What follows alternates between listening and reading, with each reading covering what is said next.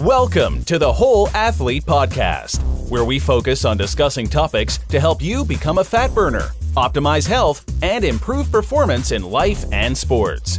Transform the whole you from the inside out with the holistic method. Let's dive in. Here's your host, Debbie Potts. Hey everybody, it's Debbie Potts with the new Attitude of Gratitude podcast for the Whole Athlete podcast. And this episode, we have a guest from Texas on who owns Run Texas running shops, and his name is Mike. How are you doing today? I'm great. How are you doing, Debbie? I'm happy to get you on the show, and we met at Ironman Hawaii this year, and along Ali'i Drive, you were off running. You did how many miles that day? I saw you. Just a short little 65-mile jaunt. Yeah, and tell us a little bit why you do 65 miles, or for how many, what you do a certain long run once a year. Well, I've been doing ultras for over about 30 years, but when I was 34, I decided I would run my age in miles. So I did 34 miles that year, and the following year 35, etc. Without thinking ahead that the older I got, the farther it was going to get. At 34, you think you can jump over the moon, So I jumped into it with the idea that, as long as I could, I'd run my age in miles every year to kind of celebrate life and, stay healthy and all that kind of stuff. So I did that for several years. And about 20 years ago, I started doing it as a fundraiser. So I pick out a charity every year and run my age in miles and raise money for different causes. Wow. But it started, like I say, back in 1988. And why was that? Why did you start this? Well, like I say, I just wanted to, show that I was healthy, and I was already doing marathons and running ultras. So I'd already done a couple of 50 milers and was training for 100. So 34 really wasn't that big a deal. Yeah. When you're doing ultras, it's like nothing, right? It's just a 5K race to you. Exactly. So like I say, I was doing training for a 100-mile race. So 34 was a piece of cake. So how do you train for long distance every year? And I mean, how do you 64 miles, 65 miles? How do you do that? Well, actually, I do a couple of 100-mile races every year as well still. Every year? Wow. Every year, yeah. I do a fundraiser the end of July for the Navy SEAL Foundation, which is the 24-hour run as far as I can for 24 hours. And typically it's anywhere from 102 to 110 miles. And then somewhere around January, February, March, I usually do a 100-mile race as well. Usually on trail. That one's on trail. The 24-hour that I do in July is on a 5K course on sidewalk and road in San Diego. So and you do that? That's a lot of laps. A lot of laps. Yeah, I do a 5K course, a 3.1-mile course. And then I do a 5K 3.1-mile race on the following day. I put on a race. It coincides with my 24-hour run. And so you do this, but you live in Texas. Right. And I did live in San Diego for 18 years. That's where the 24-hour race got started. Wow. You still do that every year. And then you have your own running stores. How would that come about to open your own running stores? Well, I got into running back in 1986. And decided that I wanted to own a running store. I loved running so much, I created a passion for it. And so I decided I wanted to own my own running store and didn't really know how to do that. And so I got a job for a running retailer here in Texas, in Dallas, and worked for them for a while, and then worked for a few running shoe brands on the wholesale side to learn that side of the business with the idea and the intent to own my own running store someday.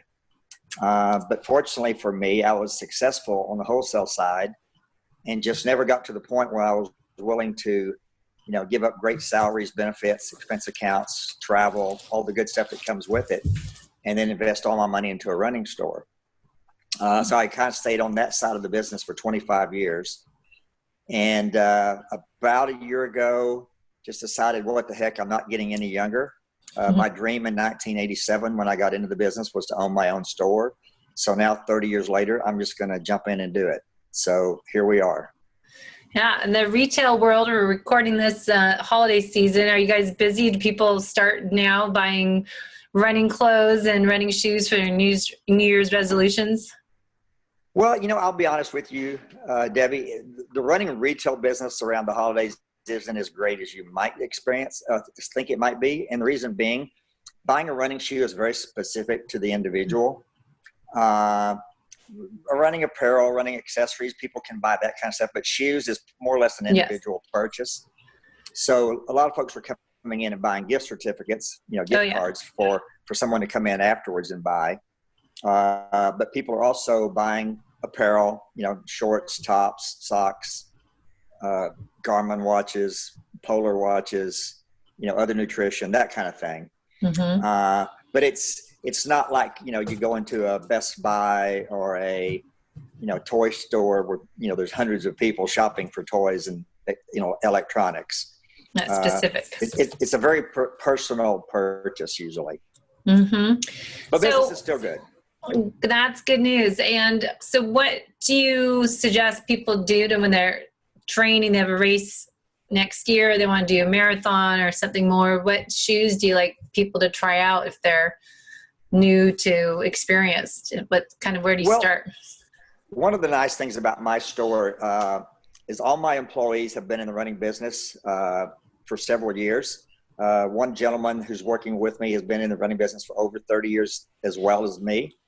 And then the other 3 or 4 people that I have working with me are anywhere from 5 to 20 years in the running specialty business. So we all come from a running experience background, a running retail background, and we know the product top to bottom. And we've all been trained to look at someone's feet and gait cycle, their stride, the way their foot either collapses, on the medial side or pronate or supinates to the outside. So we're able to look at that. We know the shoes and what shoes work best for the different types of feet. And so we just kind of fill them up. Bottom line, it comes down to once we've brought out 3 or 4 styles, it's up to the individual to select which shoe fits best for them. Which one has that glove-like feeling that makes them feel comfortable and doesn't feel tight, doesn't feel too big, and just, really feels good when they're running in it. Do you have one shoe on their left and one on their right? Do you ever do that for people to feel the difference? Some people have done that's what I always do. Most of the staff does the same thing. We'll put a pair of shoes on someone, and then if they like it, okay, we'll pull either the right or the left off and put on another brand or another style and let them compare the two. Sometimes if you just put on a pair, walk around, run around in them, take them off, put on the next pair, you start to get confused as to how each shoe felt in comparison. So if you're wearing them side by side, one on the left, one on the right, you can have that mental image and that mental feel for how the shoes fit. And once they've done that in 2 different styles, then we'll say, which one do you like better if you had to choose? If it's the left one, then we take the right one off and put on the next style. And just kind of continue like that until they say, that's the one. Yeah, I found that, I send my clients in a fitness studio and I just make sure people don't buy shoes online, that you do need to get them properly fitted and test it out. Like have a shoe store that's going to fit you as that and run down the street, come back and try them out. I think so many people just get a shoe and it's not properly fitted for their size and width and mechanics too. But do you guys have running groups as well over there to help get people motivated? Well, we do. But first, to your point, one of the things that we really stress to our customer is that, you may think you're a 10 or you may think you're a size 8, but every brand runs a little bit different in the way it fits. And even in a brand between different styles, the shoes will fit in different. And what I mean by that is, I'm a 9.5 dress shoe, but I'm a 10.5 in almost every running shoe. But I've also got some styles that I'm a size 11 in, and they're still almost too small. I've got another brand that I wear a size 10 in, and it's almost too big. So numbers really don't mean anything. It's a starting point, more or less. Yeah. If somebody comes in and says, I'm a 10, That's what we'll start with. If it's too snug, we'll bring out 10 and a half or 11. If it's too big, we'll go down to 9 and a half. So, a number is just a starting point.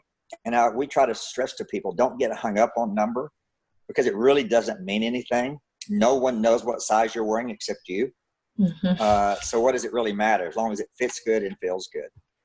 I am tall and have big feet, so I know that size thing is so psychological because Ultras and other brands, they do fit a lot bigger. You have to get a size or 2 sizes bigger than normal. And often you get stubborn that you're going to just stick, I'm not that size. And then you get your toes going through the end of your shoe and you get blisters and toenails falling off because you're wearing the wrong shoe. Yep. Exactly. And so, like I said, I usually ask the person what size they think they are. And then we start with that. After that, I really don't talk about size because I don't want them to have that mental roadblock that I can't be an 11. I'm a 10. I know I'm a 10. Forget about it. It's a number. It means nothing.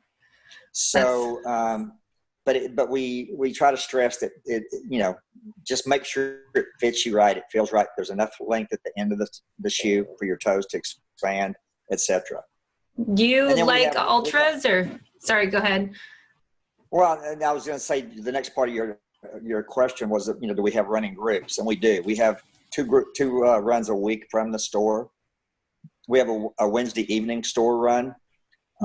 Which is more or less a social run. Yeah, it's typically around 3 miles, but it's more just to have a social aspect, to have a group to run with. We stick around afterwards. We talk a little bit about, running and what races we're training for, or what we're trying to do with our running. Have a beer, a glass of wine. I was going to say, I was waiting for that beer word to come up. That's usually the beer comes out. You got to have the social aspect. It's good carbo loading afterwards, right? My clients call it Beer Wednesday. They come work out at a studio 5 to 6, and they all go out for Beer Wednesday afterwards. I call it the client retention program. Exactly. And then Saturday mornings, we have a specific training group. We were training for the Dallas Marathon, which was just a couple Sundays ago. And we had a group that started back the 1st of August, and we progressed up to where they were running 20 miles, took a couple, 3 weeks out as their last long run. Now that the Dallas Marathon's over, through the holidays, we're taking the Saturdays off until January 6th, but we're starting over then with training runs for a couple of half marathons that are in the spring. That's great. I just asked that because I just find a lot of people need running groups and to meet friends to run. And I know I didn't start running races for a while because I didn't have any friends that I was hanging out with that ran. So I just decided to run on my own. Then I actually met friends. They're all 30 years older than me, but I started doing training with them in triathlons. But I find that I have clients that just, it's so nice to have some running buddies, and you do share a lot. What's said on the run stays on the run, and you create these new relationships with people. It's so special and unique, and it's hard to find those people sometimes unless you join a running club or find your local running shoe store and find out what they have any weekly runs as at. Exactly. And one of the things I think, especially for a beginning runner or someone who's relatively new to running, having that group gives you a little bit more commitment because your buddies are there at 5 o'clock in the morning or 6 in the evening at a certain location, and they're going to be waiting on you to show up. And so it's not like, it's too cold today, it's too hot today. I don't like, you don't have that luxury of finding an excuse to not do the run because you don't want to disappoint your friends. And so that's kind of an extra draw to get you out there. Folks that have been running for 15, 20 years, typically they know what they've got to do to achieve the goals that they have. So they're a little bit more committed sometimes to, making sure they're out there on a regular basis. But that new guy, it's very easy to find an excuse. I didn't get enough sleep last night, or I really need to work a little bit of overtime to, get a project done or something. So discipline. Having that group is kind of an extra commitment for you. Well, I'm just laughing because my running client that I run with a couple days a week, people are out of town for its winter break and people are gone, and I have to run on my own today, and I'm being accountable because my husband ran today and we're a little competitive. So what he did this morning, I have to do this afternoon, and I'm accountable to him, but or else it's windy and it's a little rainy here and it's supposed to be cold the next few days. So if I don't have that running partner, it's really hard to get out the door. And get out there. But anyways, just thought I'd ask about that. But one more question before I move to why you run and joy and the happiness in it. As curious, just side note on what running shoes you find that, work well. And if you're into minimal shoes, barefoot running kind of style, and what's your philosophy in shoes? Well, I have a couple of different philosophies. I've been in the running business for over 30 years. I run anywhere from 3,000 to 5,000 miles a year. I've got 120,000 miles on this crazy body of mine. And yet I've never had a running injury. And I truly believe that there's several factors in that. One, a lot of luck. Number two, very lucky genetically as well. That, I don't have major foot issues or knee issues, or I didn't play other sports and have damage to my body. Thirdly, I didn't start running till I was 33 years old. So my body had 100% matured. Bones, muscles, tendons, ligaments, everything had fully matured. Whereas so many young people start at 13, 14, 15, their body's still growing. Their muscles, their bones are still developing. And so, they can potentially have issues in later on. Likewise, if you've played team sports, your body's not meant for a 300-pound guy to hit you at full speed. You play basketball and you're jumping as high as you can and coming down hard as you can, maybe on somebody's ankle or foot and twisting an ankle. Yeah. Your body's not made for damage, but it is made to go forward, right? We can't go to the refrigerator. We can't get to our car without walking forward. So your body was made to walk and to move forward, but it wasn't necessarily made for all the jumping and hard hits and pounding. Soccer, somebody's kicking you in the shin, whatever sport you've played, football, softball, baseball, whatever. Team sports are tougher on the body, I think, than running. Yeah. But I feel very fortunate that, like I said, I started later on in life. I didn't play contact sport, and genetics play a big part in it as well. So going into kind of so back to and I apologize, back to the shoe question you asked me. Yeah, the shoes, Ultras, Hokas. Every shoe brand fits a little bit different. One of the things that I think is important is that so many folks get hung up on a brand, a style. Yes. And they come in all the time and say, well, I've been running in this shoe. I've had 20 pairs of it. It's always worked for me, et cetera. That's great if it does work for you that way. My philosophy is you should have 2 to 3 different styles of shoes. And that way you're using different muscles in your legs every day. If you think about a bodybuilder, they don't do the exact same chest presses, shoulder presses, whatever, every day. They vary it, right? Yes. And let those muscles, rest and recover from the workout the day before. They may do upper body, shoulders, triceps, biceps, pecs one day, and then legs the next, and then core work the next, and then they kind of, rotate. But so many times in runners, they run 6 miles every day in the same shoe. So your leg muscles get used to that same exact pounding every single day. Whereas if you're wearing different shoe types, and I don't mean stability to neutral to motion control, but I mean same category but different brands or different styles, every shoe runs a little bit different. And so you're going to be using your muscles and massaging them a little bit different every day. Yeah. And I think that's what keeps my muscles fresh. I've got 35 pairs of running shoes in my car. I'm sure you do. So I wear a different pair every single day. So rotating. I call those people shoe whores. You're a shoe whore, huh? I'm definitely a shoe whore. One of the reasons why I love being in the running business is it's the cheapest way to go. Oh, that's great. Well, that makes sense. My husband and a client friend, he has so many different running shoes and he's always trying different ones out. But I do think it's beneficial to rotate them. And we had this conversation a few years ago, my husband, about Hokas, because some people, they're so thick. And, we wear other shoes or you'd be hitting the ground because you're used to this elevated shoe. So I always thought, well, it must be good to rotate so you're not so high off the ground, but then get more of a minimal shoe or mix them up. Like I like Newtons for my foot, fits well on my foot. So, just always mixing it up really makes sense that you do that more often with your running shoes.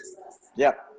Good. So I want to get into the last bit here of what running means to you and how you use it for finding, if it's, the appreciation of life and joy and, just that happiness and makes you smile and laugh. We've been talking a lot about that during this holiday season. I think it's so important for people to find what I call the holistic method, that you're transforming the whole you, but happiness is a big part of it, and it interplays with the exercise, nutrition, digestion, all that. So happiness is a big area, and I think running for a lot of us athletes is something you can have your own, therapy time. It's going to church, it's so much. So what does running mean to you, and how did you find your way to this journey? Well, Debbie, I'll be honest with you. I don't remember if you even know my story or not. Yes. Well, you told me about when we talked in Hawaii. Okay. Well, that was a few months ago, and I remember talking to you quite well, obviously.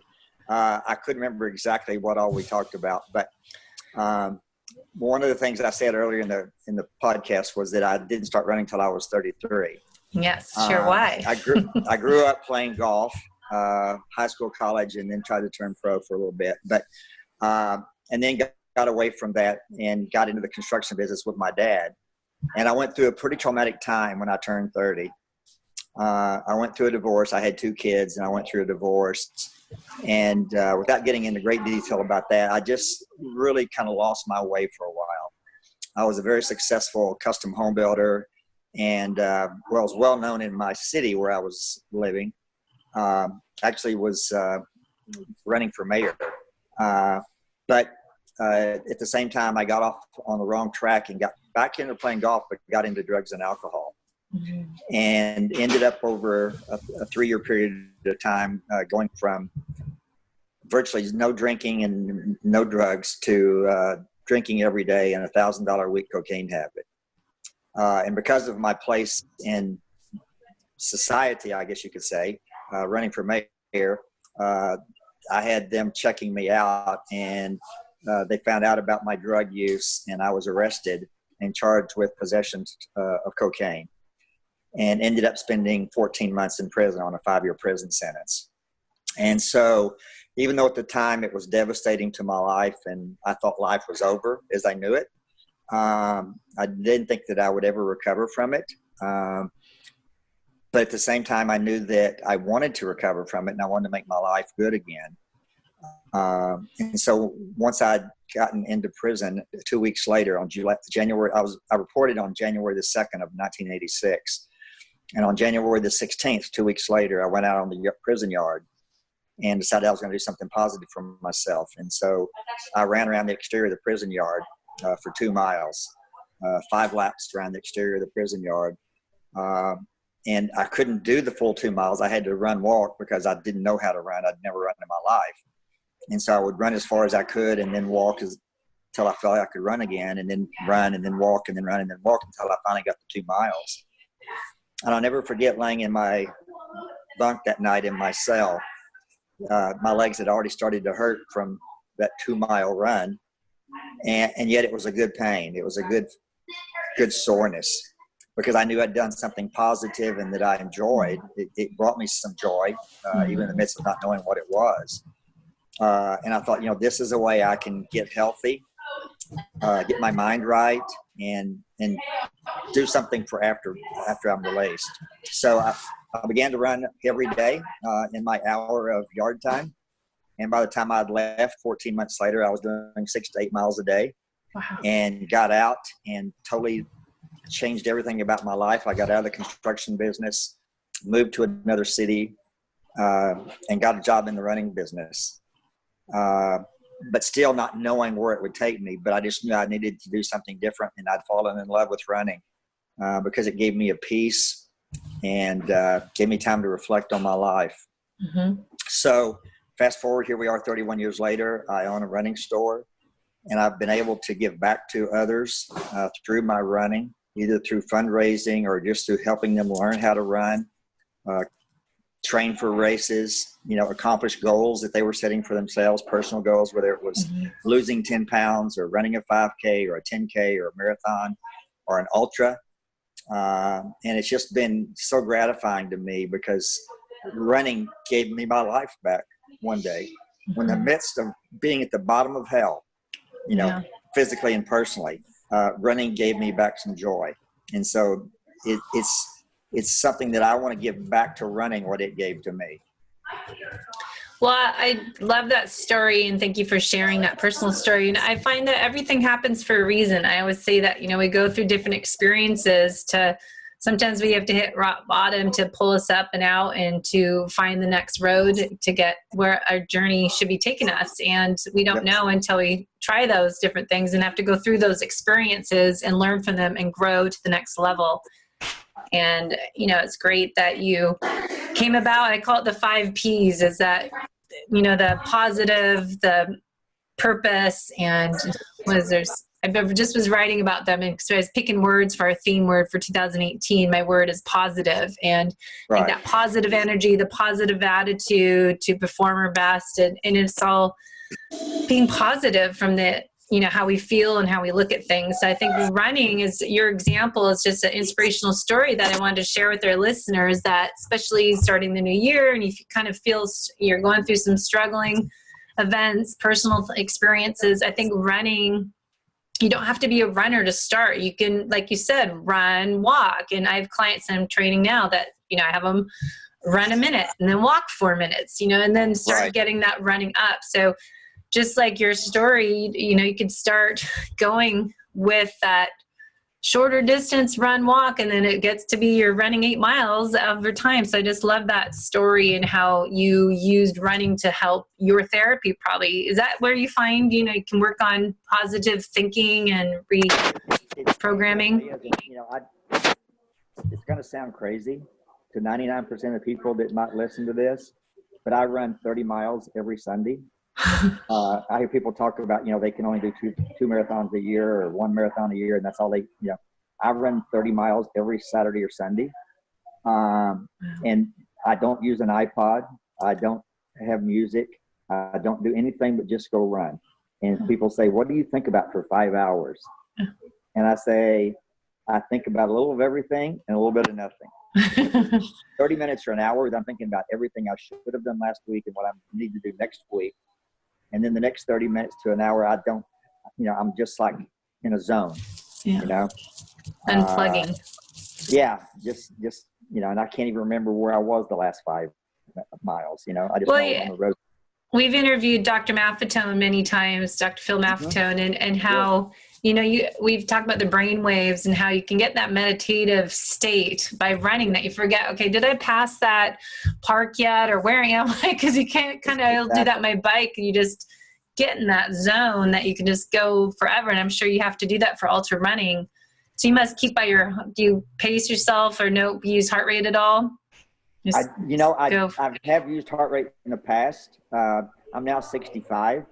So, and again, having done 120,000 miles, I can run 2 miles and tell you within 3 seconds of what my time was. Yeah, you're in tune with your body. I just know pace. So you know, it's funny when I'm doing a 24-hour run. Obviously, you're not mentally conscious for 24 straight hours. Your body gets so worn down after 16, 17 hours. The last 7, 8 hours, you're just kind of going through the motions, you know? Yeah. But, you know, I can literally almost sleep and still run. Crazy as that sounds. Well, I'm sure when you're doing 100 milers that you have to do that. Oh, you do. You do. You mentally have to let your mind just sleep and let your body, your legs just move forward, you know? Yeah. Let your mouth take in some nutrition and hydration. But mentally, you almost have to sleep because the body, it gets tired, you know? You're sleep running, not sleepwalking or sleep. Yeah, exactly. Exactly. Well, we're running short on time, but where can everyone find your story and learn more about your experiences and your events and fundraisers? Well, not trying to sell my book at all, but I did write my autobiography when I turned 60. Because I didn't go into it today, but I've got a lot of interesting things that have happened to me through running and through giving back to others. I've been a very fortunate man the last 30 years. And so when I turned 60, I decided to write my autobiography, which I did. And and trying to think of a title, the only thing I could come up with was 0 to 60 at the speed of life, Life. I like that. Because I realized when I turned 60 that it seemed like I'd only been alive 30 years, and yet I've been alive 60. And it just happens so fast, you know.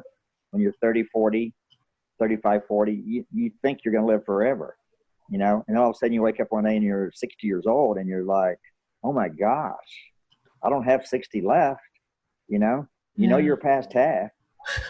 So it just kind of struck me. But I wanted to just share my life experiences and the joy that I've been able to get from running, as well as the opportunities that it's given me to give back to other people. Well, we need to do a follow-up podcast in the new year and talk about that story a little more than we got to today, because I think that's why I think it's such important to share that. And we were talking past episode about what are we running from or what are we running to, and what's kind of your inner motivation to do triathlons or do running events or anything endurance wise. But, you know, it's therapy, but what drives us, I think it's interesting, and how you're giving back and paying it forward. Not just, you're not being selfish, but you're out there taking care of yourself and taking care of the other people and spreading that message across the world. So I think it's important that you get that book out there and read it. Everyone read it. It's like my book, Life is Not a Race. I just need to share that to help other people avoid getting adrenal exhaustion, because I think it's not spoken about, and your story is very unique as well. And I think it can just, if you can just help 5 people in the world, that book was worth writing, and sharing that story with others, I think is important. So I thank you for that. Well, thank you. And that was my whole motivation was, I guess the older you get, the more you start thinking about the end of life. And the one thing that I've said for the last 7 or 8 years is I don't want to go, to my grave and the gravestone says he had a great house and a wonderful car. I want to say that, that I made a difference in some way. And so if we can all keep that attitude that we just want to make a difference in a positive light, this world would be a better place, I think. Yes, right on. My mentor, Todd Durkin in San Diego, he's big into that. We write our legacy and your dash. And I have my Holistic Method manual workbook that's coming out in a couple of weeks to sit and write, what do you want people to say about you at your funeral? And just writing that, I think, is an important part to think of, like, not about your house and your car and how much money is in your bank account, but what did you do for other people, and what are people going to say when you're gone? So I think that's a good reminder. So thank you, and happy holidays and happy New Year, and all that to your friends and family and our listeners. I hope you tune in to the podcast and the Whole Athlete podcast on YouTube, as well as the wholeathletepodcast.com. You can find more. Our podcast comes out every Tuesday. So if you have any questions, go to our Facebook page and we can find Mike and ask him some questions, and we'll get you on in the new year to go a little deeper into that great story you have to share. Well, thanks, Debbie. It's great to see you again and spend some time with you today. Thanks for listening to the Whole Athlete Podcast. If you have any questions, feedback, or topic suggestions, let us know on Facebook or at wholeathletepodcast.com. You can help us continue and grow by leaving a review on iTunes. Thanks again, and see you next time.